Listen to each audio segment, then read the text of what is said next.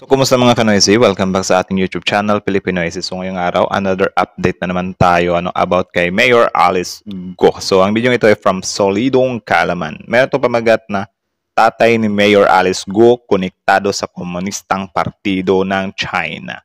So, yan yung panonoorin natin. So, bago natin simulan, Solidong Kalaman, supportahan nyo yan. Also, kung tip nyo ng mga ganitong reaction video may kasama kayo manood, huwag nyo na rin kalimutang supportahan yung YouTube channel natin, Pilipinoisy. So, hindi na natin ito patatagalin pa.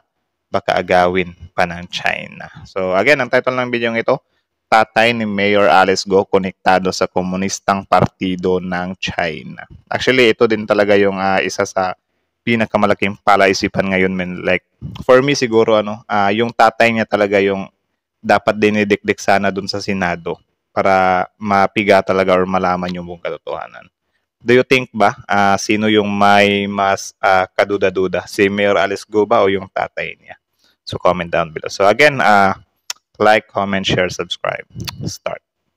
Lang na balita, ama ni Alice Guo, may kapapasok lang na balita, ama ni Alice Guo, may koneksyon umano sa komunistang partido. Nako. Ito ay lumabas sa ulat ng kilalang independent journalist na si David Xiang, kung saan ay napag-alaman nito na ang mga angkan ng Guo mula sa maliit na bayan ng Jinjin sa Fujian, China ay bahagi ng tinatawag na Chautai family na tumutukoy sa pinagmula ng angkan ng mga Guo. At Talaga ba? Ulit nga. Hindi ko mabasa, min. Ulit lang. Kung saan ay napag-alaman nito na ang mga angkan ng Guo mula sa maliit na bayan ng Jinjin sa Fujian, China ay bahagi ng tinatawag na Chautai family. The Xiaotang Mountain Guo Family Ancestral Hail, also known as the Xiaotang Mountain Han Shrine and Xiaotang Mountain Guo Family. So meron pala talaga tombstone, ancestral hall, and earliest stone. Talaga ba? Na tumutukoy sa pinagmula ng angkan ng mga Guo. At sa paglipas ng panahon, ang mga ito ay obviously kumalat na sa buong Asya, kung kaya't may mga angkan na ng mga Guo sa maraming parte ng mundo. At sa pamamagitan ng pagbuo ng mga asosasyon ng mga ito, ay muli nilang napagbuklod-buklod ang koneksyon ng bawat isa. Kaya naman noong manalo bilang mayor ng Banban si Mayor Alice Guo, ay umani ito ng papuri sa kanyang mga Yan. Yan. Diyan siya pinagdududahan. Ano ang pakin ng mga taong yan kung sakaling maging mayor nga siya dito sa Pilipinas? 'Di ba? Yan yung I mean diyan talaga siya pinagdududahan, min, kasi bakit may pabati pa? Grabe naman yung tapos sabi niya puro Pilipino talaga siya. Imposible namang hindi niya nakakasalamuha tong mga tour, hindi talaga siya malapit dun sa bansang yun, 'di ba? Sa China. Bigla kang magpa-pop up dyan. So tayo pala, kung if ever merong, since merong mga Marcos dito, if ever na may Marcos din sa Spain, pwede natin silang batiin. Random lang. Ganun ba yun? Wala, malalim talaga yung some kind ugnayan dito, mula sa Hong Kong Chautai Guo Association at sa Hong Kong Chautai Association. At kung mapapansin natin sa dalawang ito na wala ang Guo sa isang asosasyon, ay mapapansin natin na ang Chautai Association ay ang mas malawak na asosasyon na kinabibilangan lamang ng Guo clan. Bukod pa riyan ay mayroon ding tinatawag na Philippines Chautai Association na sinasabi namang pinamumunuan ng ama ni Mayor Alice Guo. At base sa mga impormasyong ito, ay tila wala namang masama na magkaroon ng koneksyon ng bawat miyembro ng parehong angkan na pinagmulan ng mga ito. Subalit ayon sa ulat na ito, ang kanilang asosasyon ay napapabilang din sa ilang asosasyon kung saan ang ilang miyembro at opisyal nito ay mga opisyal ng komunistang partido. O, diba? Diba? Chinese na mismo yung some kind nag-confirm niyan na related nga sila. Tapos dyan, komunistang bansa pa. Bakit guys, sino ba yung isa sa nagbibigay ng pahirap dyan sa WPS? Diba itong komunistang bansang to? So, di mo din talaga mayali sa isipan ng mga Pilipino na related talaga siya. Yung iba kasi parang gusto na nila na, tantanan nyo na si Mayor Alice Go, kawawa naman siya, naiipit lang siya. What if doon talaga natin makuha yung sagot, di ba? Or doon natin parang kukunan ng some kind leverage yung China. Ano pa ba natin yun? Di pa ba natin yun igagrab? Di ba? Okay lang naman talaga si si Mayor Alice Go kung concrete lang sana yung sagot niya. Like, hindi siya papalit-palit, hindi siya pa-amnesia or whatsoever, di ba? Kasi questionable yung buong pagkatao niya tapos hindi niya sasagutin or hindi niya babalikan ng facts. Of course, magda-doubt talaga sa kanyang sambayan ng Pilipino. 'Di ba? Nandito na tayo nasa gitna na tayo ng ng mainit na tension between China tapos ng ganito hindi pa natin siseryosohin. Gaya na lang sa isang selebrasyon mula sa larawang ito para sa bagong pinuno ng isa pang organisasyon na konektado sa asosasyon ng ama ni Mayor Alice Guo na dinaluhan naman ng isang Deputy Director of the Coordination Department of the Joint Office na kilala rin umano bilang top spy agency ng Partidong Komunista ng China. Bukod pa rito ay dumalo rin sa selebrasyon ng Vice Chairman at President ng Fujian Association na nasasangkot naman sa ilang illegal Chinese police station sa iba't ibang bansa. Sa madaling salita, ang ama ni Alice Guo ay may koneksyon at hindi mawawala ang posibilidad na may kooperasyon sa mga gawain ng komunistang partido ng China. Hindi ba? Kahit nasabihin lang natin na posibilidades, sobrang laking porsyento kasi sobrang laking percent na kabilang nga siya or may some kind, tawag dyan, kalimutan ko yung word mamaya.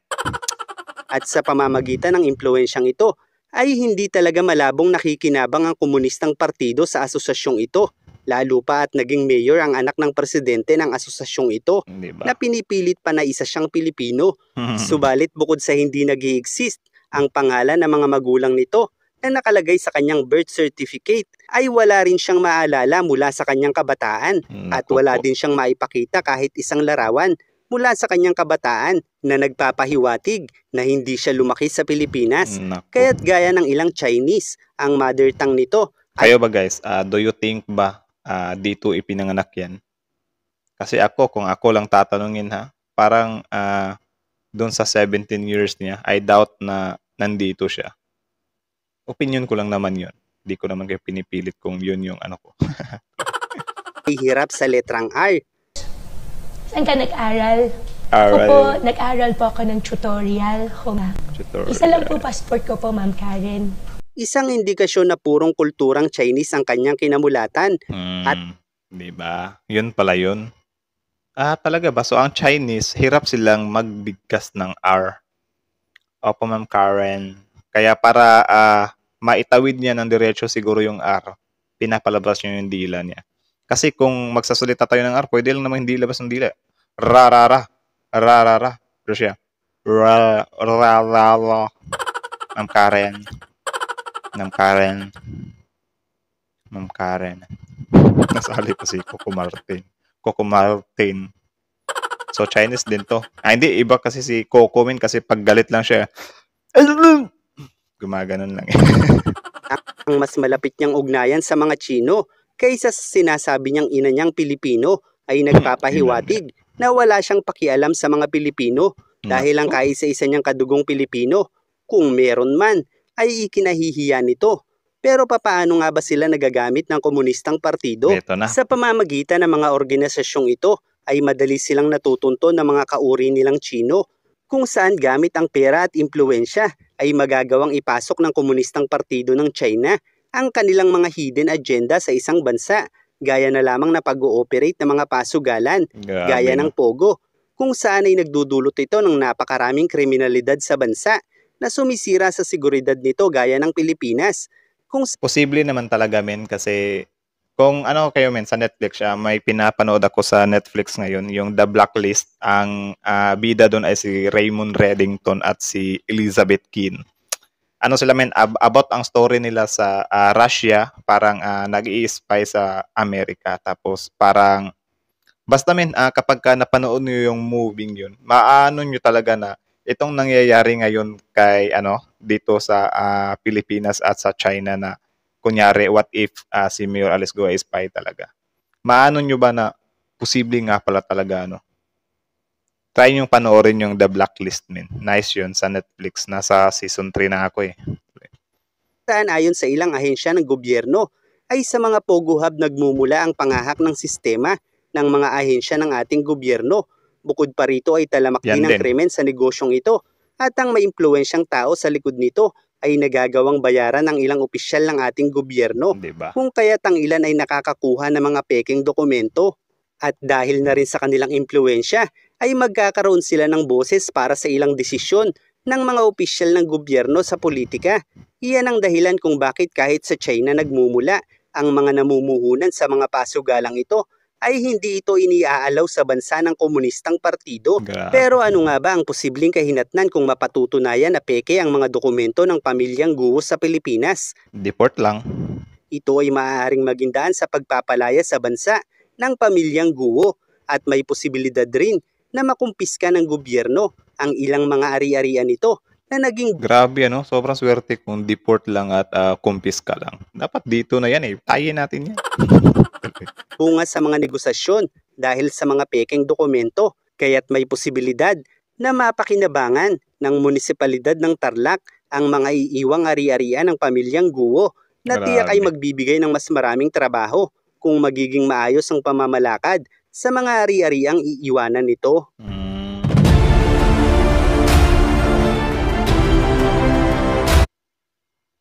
Tapos na ba? So yun from Solidong Kaalaman. So supportahan nyo yan guys. Original video link in the description box below. Tapos yun, syempre, bago nyo iwan yung channel natin, huwag nyo rin kalimutan supportahan yung YouTube channel natin, Filipino IC. Like, comment, share, subscribe. So as you can see, kita nyo naman, di ba? Yan talaga yung some kind, parang mas kahina-hinala pa ata yung daddy niya kesa kay Mayor Alice Guo, di ba? Kasi biruin mo guys, dito, yung tatay niya parang discreet lang, di ba? Kasi hindi ako naniniwala na tinago lang si tawag dyan, si Mayor Alice Guo dahil anak siya ng kapitbahay, kasambahay. Parang malabo yun Mas nag-fit pa siguro yung some kind, yun nga may binabalak sila. Do hindi pa naman yan napapatunayan, pero yun nga parang mas pa yun ba kaysa sa ikinakahiya ba. And then malaman-laman natin ang yaman-yaman pala ng taong yan, ng tatay niya. Mas nakakatakot pa dyan kung mapatunayan or totoo talaga na related talaga siya sa CCP. 'Di ba? Kasi kung iisipin mo, my goodness, napasok na pala tayo, matagal na panahon na. 'Di ba? Kung in-register yan dito noong 2003. So mga 20 years na silang nandito. 'Di ba? Yun lang naman Tapos syempre, alam niyo kung gaano ka mapera tong tatay niya nung interviewin nga si Mayor Alice Guo kung paano mo na acquire yung mga helicopter na yan. Sabi niya, pinapadalahan po ako ng tatay, Your Honor, mga 500,000, 1M whatsoever. Diba? So it means mayaman yung tatay niya, Ang tanong, para saan? Or totoo nga ba yung tawag dyan, mga inililink sa kanila na meron silang mga something-something dito? Especially like that. Alam naman talaga natin kung gaano kapakialamero itong komunistang bansang to.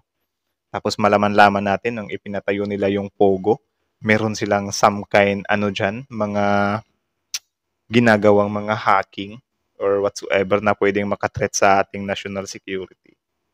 Yun yung isa talaga sa dapat pagtuunan. I think yung tatay niya talaga. Pero malabong pupunta yan dito Kasi parang nasa China, di ba? I think yun yung dapat dikdikin para magkapigaan talaga. 'Di ba? Kasi what if si Alice Guo parang lang siya, phone. What if si Mayor Alice Guo phone lang siya ba? What if lang naman. So yun lang naman, kayo na masasabi nyo dito, comment below, tapos yun, pag-usapan natin yan sa comment section. So again, Solidong Kaalaman, Filipino IC. Like, comment, share, subscribe, Filipino IC.